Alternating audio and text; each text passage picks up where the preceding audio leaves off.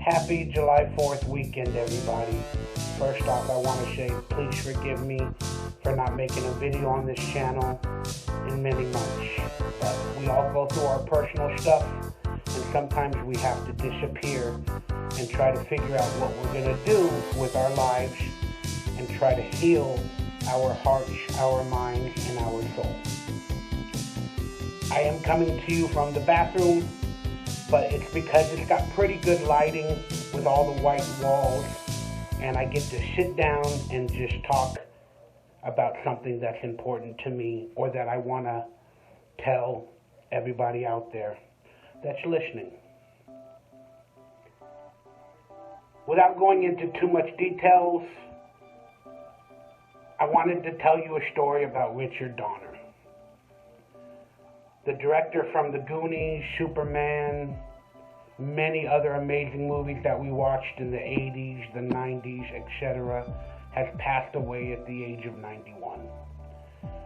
That's right, the ultimate Goonie has passed. Richard Dick Donner.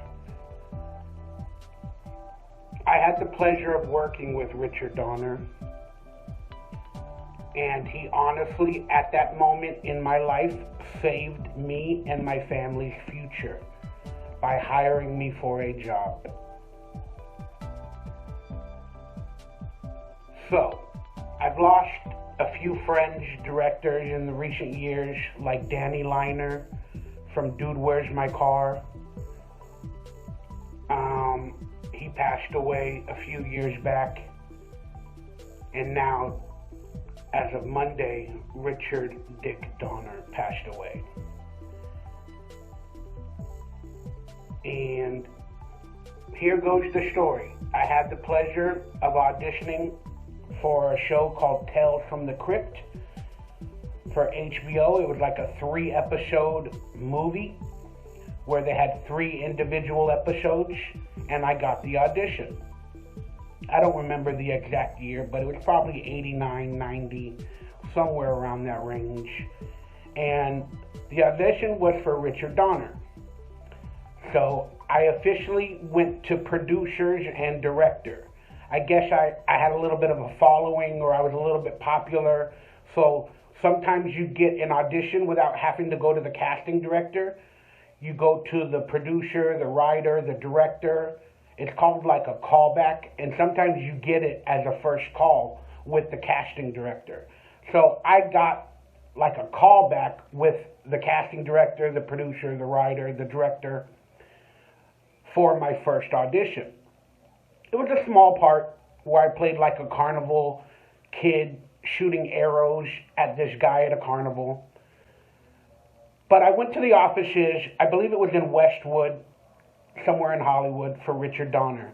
My dad knew who he was when we got the audition. My dad told me, ask the director of Superman. That's the director of your favorite movie of all time right now, The Goonies, Michael. So needless to say, I went into that audition knowing it was Richard Donner. And I was scared, nervous, but I was proud as F to meet the director of Superman, which is one of my dad's favorite movies, and then my favorite movie, The Goonies. So I'm sitting in the waiting room, bunch of other kids lying there around, and we're apparently in Richard Donner's office building. That's where he's doing the auditions, with him in his office building. That's where he's doing the auditions with him and his wife, Lauren Schuler Donner, who's also another producer that has brought me in for a lot of movies after the fact, but we can talk about that later. So the casting director comes out, Michael, are you ready? It's your turn to audition. I'm like, yeah, let's do it. So I get up, she opens the door to walk me in the room with Richard Donner, and immediately I walk in the room of his office with producers, writers, Lauren, whoever else is in there, and then I see One-Eyed Willie. That's the real one? Yes, sirree, Bob. Oh my gosh, look at this. So, do you kind of get to take your pick of stuff when a movie wraps? No. I mean, is that no? I just steal it. I just steal it like everybody else.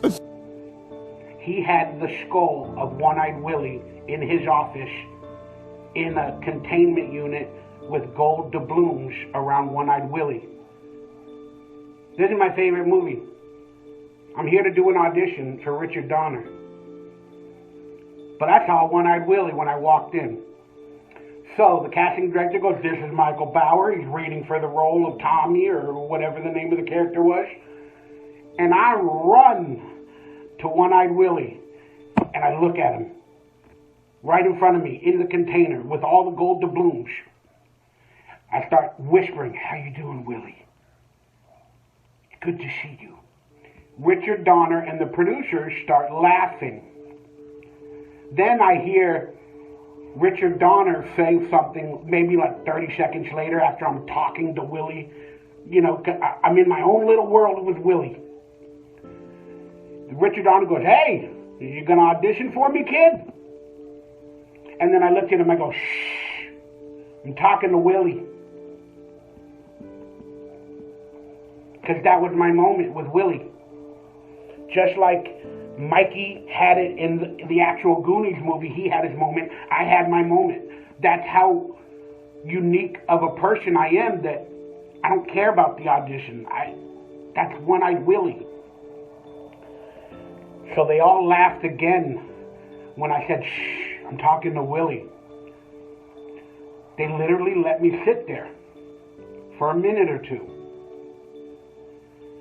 Then Richard Donner tells me, hey, if I give you a gold doubloon, well, he didn't say it that way. He said it. He goes, hey, if I give you something from Willie, can we get this audition done? And I go, yeah. What am I gonna get?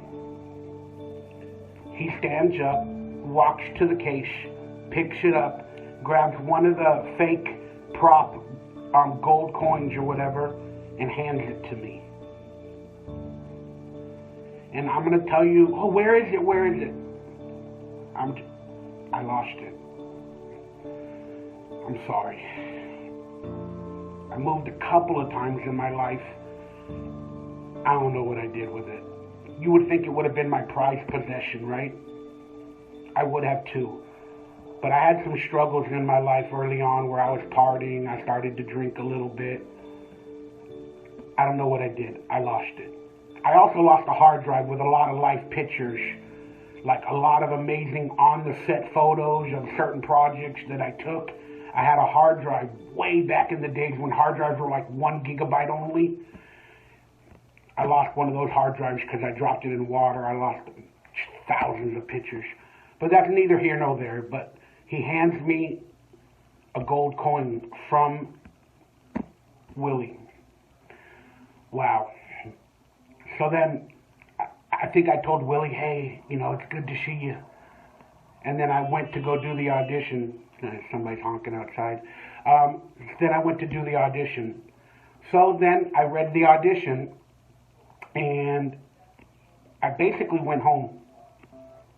10 minutes later, after I got home, I get a call from my agent, and she would ring a bell. She would ring a bell every time I got a job. So whenever my agent would call, we had like caller ID. I would know it's my agent. Or back in the days, maybe not that time, but we had those pagers that would beep once or twice. If a pager would beep once, like beep, that'd be your family. Or if it would beep twice, that would be like your manager. That was back. I had my first beeper with Leonardo DiCaprio in acting class. That's a story for another time. And also the beeper used to vibrate, and Leonardo taught me, hey, you can use a vibrating beeper near your penis. It was a joke. He's like, ooh, put it near your penis. It vibrates the beepers. Again, just looking back at my life, some funny stories. But so my agent calls me up, and then she rings a bell. She goes, ding, ding, ding. I immediately knew I got a job, or that job. So here's what happens with the job. We ended up going to the set. It was in North Hollywood. It was like in a warehouse, pretty much near where I live. And I'll be honest with you guys, my family was struggling to pay our rent. You know, that was early on in my acting career. I wasn't rich. I wasn't able to pay everything. My dad was an older gentleman. He had me at an older age of life. He wasn't working as much. And, you know, my brother, I think he started alcoholism and all that back then, like when he was 14 or 30. Just a lot of stuff, you know, we were struggling. But I get to the set, and I walk through a cave. When I have to sign up, you know, and tell them I'm there, maybe they put me in a room or whatever, but there was like this cave with all this stuff. I didn't know what the show was. I didn't know. And then they had it was the Crypt Keeper's cave and his little throne area. That was a part of the set. Then they had the carnival set right on the other side, you know, where we filmed the carnival scenes. I'll post a clip in the description below for you guys to watch it, or get the first. I think it's the second episode of Tales from the Crypt called "Dig That Cat, He's Real Gone," with people from the Goonies and people from Batman. It's just great actors in that episode. But so I visited the Crypt Keeper cave. And I saw the Crypt Keeper area and all that before it was really popular. So that's a great memory. So now we're getting ready to shoot, you know, my carnival scene. I met the actor that played my father. He was also the lieutenant in Richard Donner's cop movies. I don't know why I can't think of it, with Mel Gibson and the other guy. But they had a cop movie where he's always the lieutenant, but he played my father in the Tales from the Crypt episode. So we rehearsed our scene and this and that, and then they had a lot to film. So next thing you know, I'm there all day. It's been like 7-8 hours. I've been there just waiting, walking around, staying in this little trailer they gave me outside, you know, and I'm getting tired. I'm getting a headache. I'm a little kid. I'm getting antsy. My father was there with me as well. So then they told me, they're like, hey, can we, I had to go to school back then. So I had to do like 3 or 4 hours at school while I was in the trailer filming that show. But they said, hey, can you guys do overtime? We're not going to film the scene for another couple hours. And I wanted to go home. I started yelling at my dad, I want to go home. I got a headache. I'm tired. It's been a long day. Like, I just wasn't prepared. Plus, there was a lot of stuff in the air. I had allergies because they had meal or wood chips on the floor of the carnival.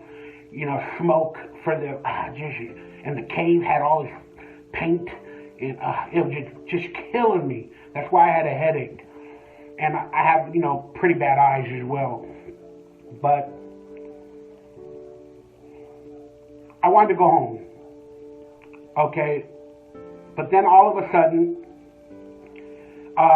they told Richard Donner that I wanted to go home and this and that. And then he walks up to me. He's like, I gave you a gold coin, you little shit. He called me a little shit. He's like, I gave you a gold coin, you little shit. He's like, man, I want to film you, man, but we can't get to it for another hour and a half or something like that. And it'll take like an hour to film. And I was like, I just want to go. And he's like, stop complaining. He's a dick. That's why they call him Richard Dick Donner. He's an aggressive person because he knows what he wants to get done. But he's a kind human being. Don't get me wrong. When I call him a dick, it's just he doesn't mince words. He wants to get the job done. He's like, I gave you a coin, you little shit. Come on, stop being a puss. You know, grin up, bear it, be strong. Let's film it. You know. That's the type of person he is. So some people could say, oh, that's him being a dick. But he's got the kindest heart behind all of that bravado. And so I was like, okay, I don't know. And then I guess my dad talked to him, like on the side after he talked to me. Like he talked to my dad to make sure that, because you have to get parent permission. He talked to my dad about something for about 5 minutes, and then all of a sudden, my dad came back to me and said, Mike, I'm being hired for this episode. I'm going to be at, I think what they called it was a featured extra. And they were paying like $500 to my dad. Even though they didn't get that much money, featured extras, they made a contract or something that minute to give my dad $500 to be a featured extra. And I don't know how much I was getting. I might have been getting like $700 for the day or something like that, plus residuals in the future. But they hired my dad, and my dad said, we need the money. So if I left the set and went home, I still would have got paid the $700, but my dad is now getting featured extra work, and he's going to get residuals as well, because he's going to be featured in the episode through SAG or whatever, and that could be $1,000 in the future, plus the $500 or something. And we needed money for rent and life and food and everything. So they basically came back with a contract and signed my father. Then my father started filming his stuff. And my father, during my scene, is an extra throughout the entire scene.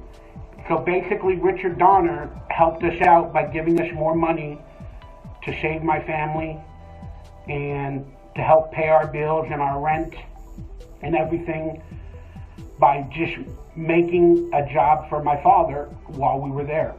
Plus, I got extra money for being there a few hours later. It's like double the money, and it just really, really helped out my family at that time. And while we were filming it, again, it was a very, very great experience, and I had a great time. So Richard Donner saved my family back then. I'm not saying we were going to be homeless, I don't know, but he really, really came through. You get it, for somebody with a small part in a TV show, he hired his father, gave us a bunch of extra money, and he really made me feel special and helped me out. And I will always remember that. And then just about 3 or 4 years ago, my friend Wet Movie One, Brendan Mitchell, got some tickets to a private Richard Donner event called Richard Donner Honors from the Academy Awards. He told me about it, and I was like, I would love to go. I'd be honored to go. They were honoring and tributing Richard Donner, and they had a bunch of actors from his movies, from the GOONIE, stand up there and speak, talk about his life, how he helped them all out. We also found out through that he paid for the Goonies, for a couple of the Goonies to go to school. He paid for their entire college education. He helped talk about his life, how he helped them all out. We also found out through that he paid for the Goonies, for a couple of the Goonies to go to school. He paid for their entire college education. He helped Corey Feldman out with a bunch of stuff as well. And just a lot of stories of Richard Donner's amazing heart. And I had the pleasure of being there, watching all of these people speak, tell their stories, and then after the event, they all stood on stage, and we all crowded the stage. The people that were in the audience that worked with him or met him or loved him started talking to him, taking pictures, telling him stories again. I didn't get to take a picture officially with him on stage because he was surrounded by a bunch of people. But I got a few pictures with reunions with Lauren Schuler Donner, with the guy that played my father from Tales from the Crypt, and a bunch of us were there. And it was one of the best days of my life, reuniting with Richard Donner, telling Lauren how they saved my family back in the days with money, so we probably wouldn't be homeless. And when she heard that story, she's like, oh, we got to tell Richard that. But every time she kept looking at, her husband, he's like talking to 20 people around him. She's like, oh, just give it 5 more minutes. And then after about 30 or 45 minutes of him being on stage, talking to everybody, and we're all waiting in line, he got tired. But I did have glances with him while he was doing all of that. And he looked at me, and, I don't know if he truly recognized me or whatever, but I smiled and I'm like, hey, and he's like, hey, he gives me a little thumbs up. But his best friend is the guy that played my father on Tales from the Crypt that was in the Mel Gibson movie. Why can't I think of the name of the movie? Lethal Weapon. Lethal Weapon. He plays the sergeant. He's Richard Donner's best friend throughout the years. And I reunited with him, and I told him the story, as well as his wife, Lauren. And I guarantee you they told Richard Donner, you know, who I was and the kid and the story of my father and all that other stuff after the event. So, long story short, Richard Donner, I love you. You will be missed. And you helped my career get started. You helped my family, my life. And I will forever love you. And I'm so proud to have seen you at one of your last big events. And I know you were working on a Goonies 2 and a Lethal Weapon 4. And I really, really hope that they somehow get made in your honor, brother. I hope you guys enjoyed this story. It was nothing but me sitting here talking. And I really, really love you guys, and I miss you guys. And hopefully I have some more videos in the future, maybe a podcast or something, but I truly don't know. But I just wanted to share a story of my life, because I'm alone a lot. And when you're alone a lot and you get older, what do you like to do? You like to tell your stories. So thank you guys for listening. I love you. Richard Donner, rest in peace. The ultimate Goonie.